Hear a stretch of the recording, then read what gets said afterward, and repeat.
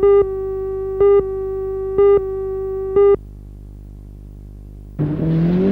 is the 6th year of the 2GO Rally of Australia, sponsored this year by Standard Finance. Race director Jim White says it was started to the experience because this year only Group A cars and production rally cars will be used. Well, what basically makes a Group A car is that the engines are a little bit more standard than what we used to have in our rally classes in Australia before. In years past we had a Group G cars that were virtually open slather as to what you could do as far as engine modifications are concerned. With Group A, the modifications are limited to whatever the manufacturer produces as a upgrade to the original car. Teams from Japan have competed in the rally for the past 2 years, with Toyota driver Hota finishing 5th last year.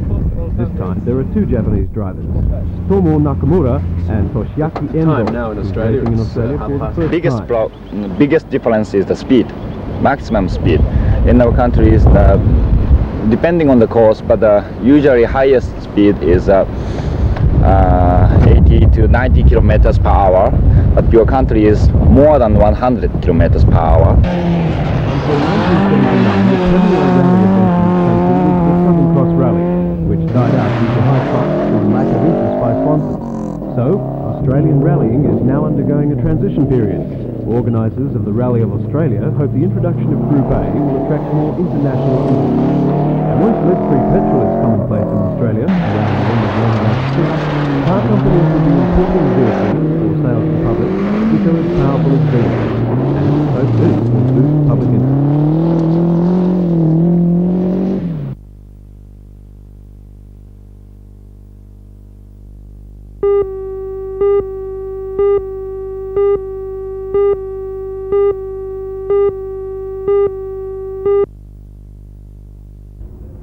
The accident happened at about 2:45 when the semi-trailer from Murrurundi was hit by a gust of wind on its approach to the Regent Street Bridge.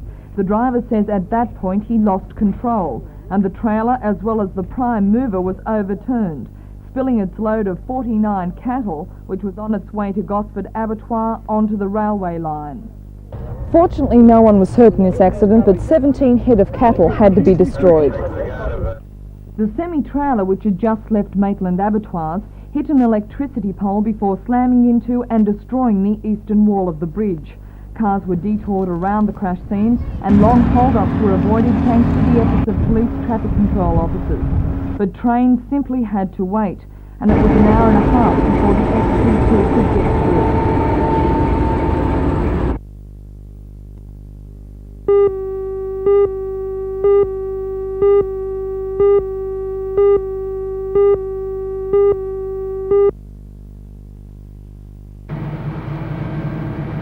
The National Highway has become an obsession with Mr. Morris, and the magnitude of that dream came home today after an inspection tour conducted by the Minister. A group of local politicians, engineers, ambulance and police officials have taken down the dirt track which will be transformed into a world-class highway by 1988.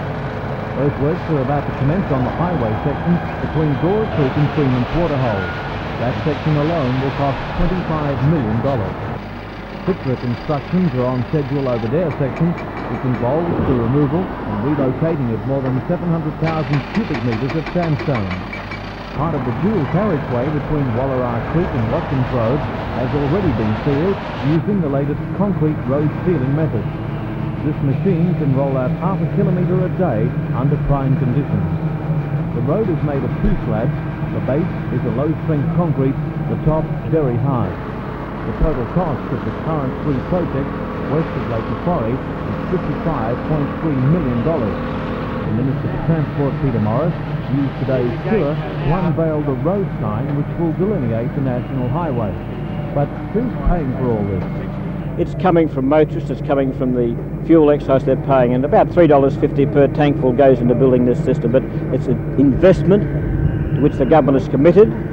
It's going to transform in this region the road system, and it's going to bring to the Hunter region an improvement of the order that has not been seen since the decision of BHP to establish here in 1915.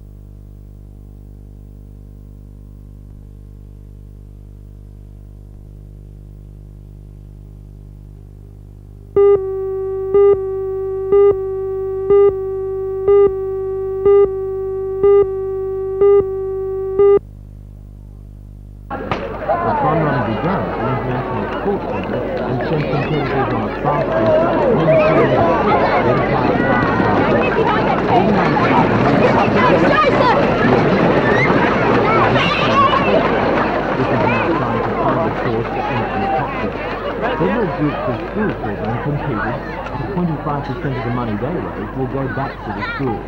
As has been the story with most local fund runs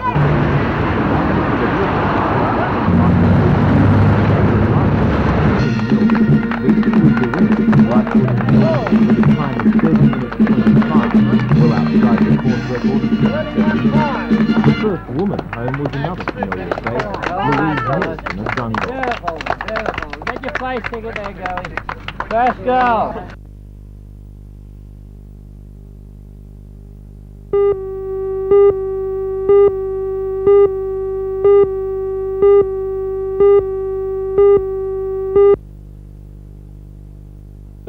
Petrol bombs were hurled at the police. Followed a day of tension between police and loyalists as thousands of people took part in the annual Apprentice Day March in memory of the Protestant victories in the 17th century. Petrol bombs and rocks were hurled at police by hooded youths, and retreating troops fired rubber bullets in retaliation. In Chile, and the scandal has reawakened a protest movement virtually dormant since Pinochet declared state of siege 10 months ago. In the capital of Santiago. Unions, political parties, and Human Diago police battled protesters with tear gas and water cannon for more than 4 hours, arresting about 150 people. Late at night, the protest continues has torn apart the military junta that has ruled Chile since a U.S.-supported coup 12 Claimed the bombing just as Rainbow Warrior was going to protest about French nuclear tests was backed by Britain to discredit France. Rainbow Warrior Foreign in officers Auckland rejected Harbour the last French month, in which one man died. Britain has denied the claim that it was trying to discredit the French and says it has had nothing to do with Captain Sophie or Major Jacques Tourange, the two being held by the New Zealand police.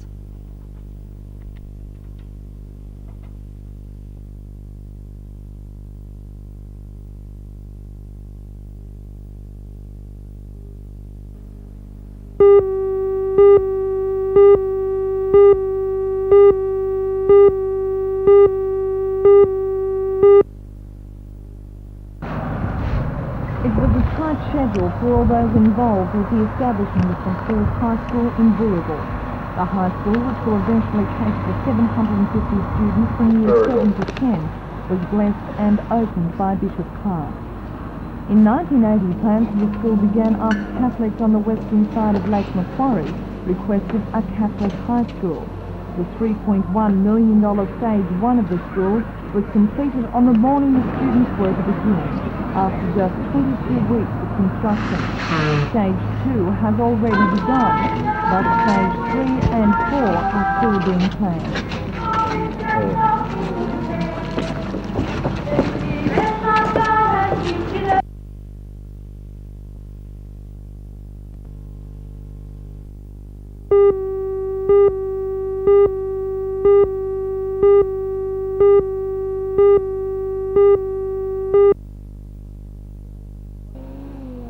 Bell, who won recently here in the Hunter in the local rally, has his Toyota ticking away nicely and leads Peter Clark's Subaru comfortably.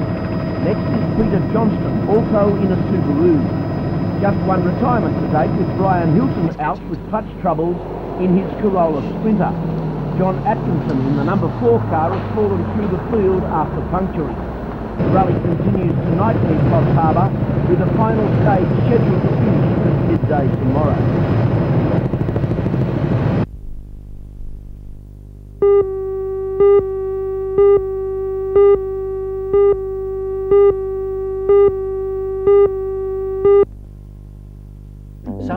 The University of New England offers combined sports and residential facilities unsurpassed in Australia, and it was here 5 years ago that a summer sports camp was held for young soccer players from the country. It was prompted by the university's concern for lack of sporting facilities for country children. The idea was so successful that it expanded to include one-week camps for league, union, athletics, netball and cricket players, not just from the country but from all over Australia.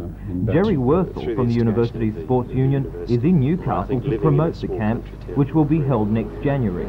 In the situation now where we will have something like 2,000 young players between the ages of 10 and 18, plus a substantial number of adults who come to qualify for various coaching awards, level 1, level 2, level 3 national coaching awards. And if people want to go to the camp, what should they do? Just to simply contact the East West Airlines National Sports Camps at the University of New England in Armidale, and if they write to that address or look us up in the phone book, our staff are geared up to send volumes of information about the camps to the people. And we do have a substantial number of people every year come from Newcastle and the Hunter Valley to join us for a week up in the Tablelands.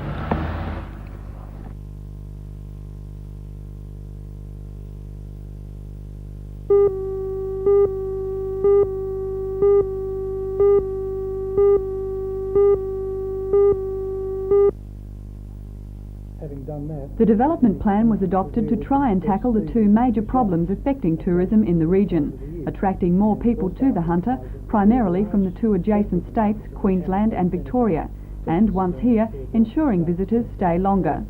By addressing those states, we can hope to draw people here at times when perhaps it's not as easy to draw New South Wales residents within their own state. Is this plan an admission that strategies to date have been ineffective? No, certainly not. It's a change of a shift of attitudes, if you like, and the whole concept of the plan is to develop a strategic character to forward planning. By and large, the majority of tourism marketing that has occurred, not only in the Hunter region, but really domestic tourism marketing in the past, has been to a certain degree knee-jerk reaction. The industry is becoming a lot more sophisticated, and it needs to project its planning over a longer period of time, and that is the principal objective of the plan. The Hunter's own campaign that will be funded totally from within the region will be up and running, and that campaign will be designed to service up until July 86 exclusively the Sydney and rural New South Wales markets, and from July 86 onwards extended and expanded into Victoria and Queensland as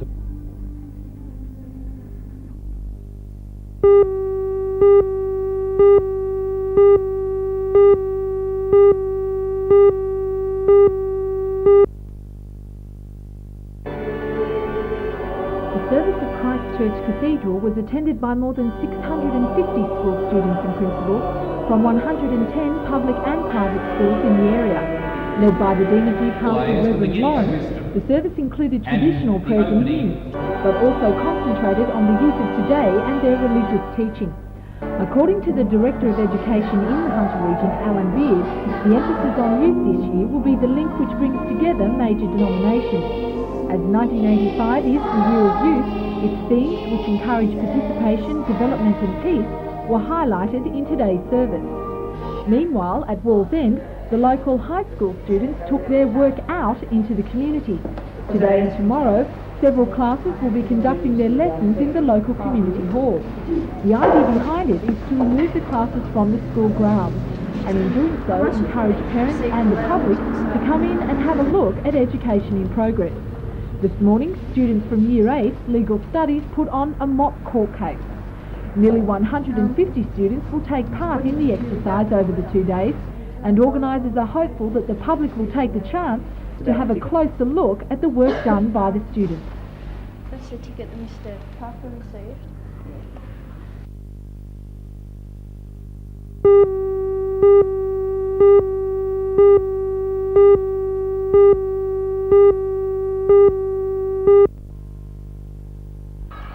From the opening moments of the first half, the game was packed with action and tough play from both sides.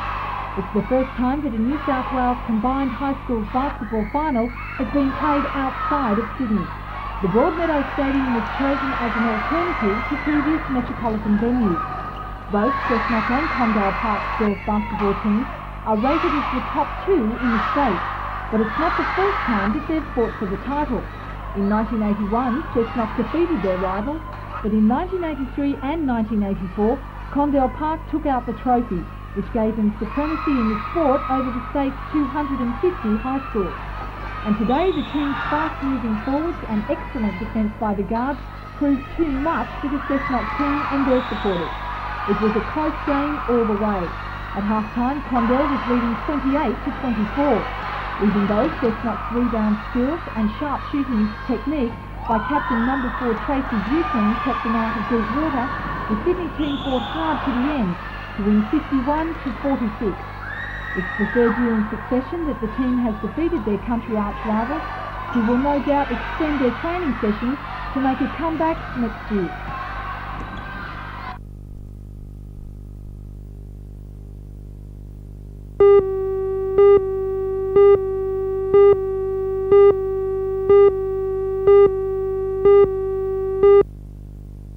Something that she is the collective Jenny George, working out the of a president of the position that Canberra-based meets lobby the group, needs the of, Australian various people Teachers in the education Federation, system. which also So, I mean, if you coordinates the operate on various a state style bodies. Mr. Cavalier Jenny does, George is unilateral also the first decisions, woman they're bound ever to elected to the ACTU with a state executive.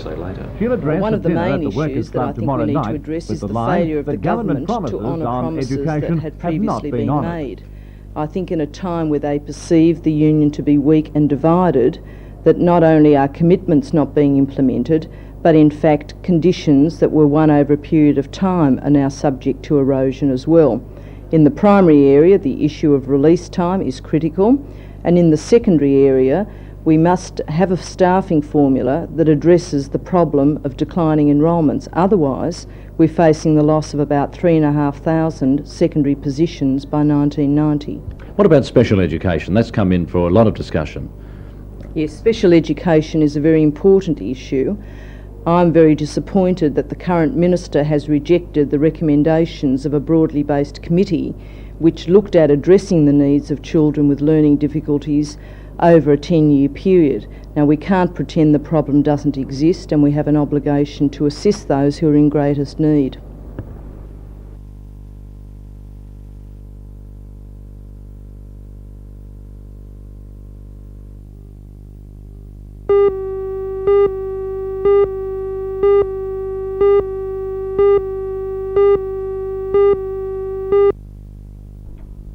Although this group is small in both number and height, they were part of the 200-strong performers who entertained the isolated elderly of Charlestown. The concert at St Mary's Parish Centre was organised by the Suburbs Caring Group, and the students from St Joseph's Primary wasted no time in capturing the hearts of their audience.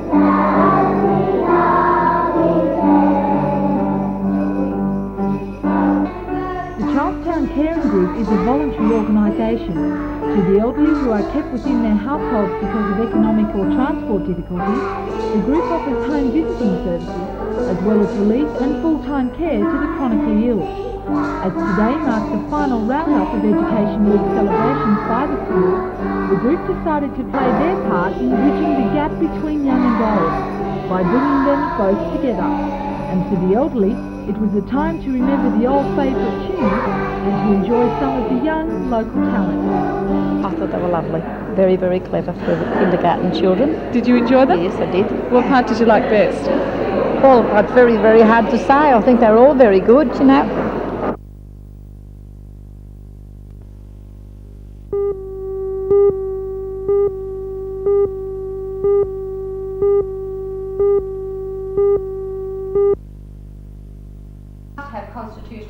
The seminar at the Tenella Centre was well attended by representatives from the various resident groups, as well as 12 former city aldermen. Guest speakers included Ms Clover Moore and Mr Jack Mundy from the Sydney City Council. This, of course, was the excuse given for the sacking of your City Council. The future of the Newcastle Council, a matter of local government which has been the centre for political upheaval.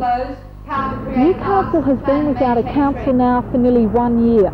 The Minister for Local Government, Kevin Stewart, has assured the city that one will be appointed, but has given no definite time indication of when this will be.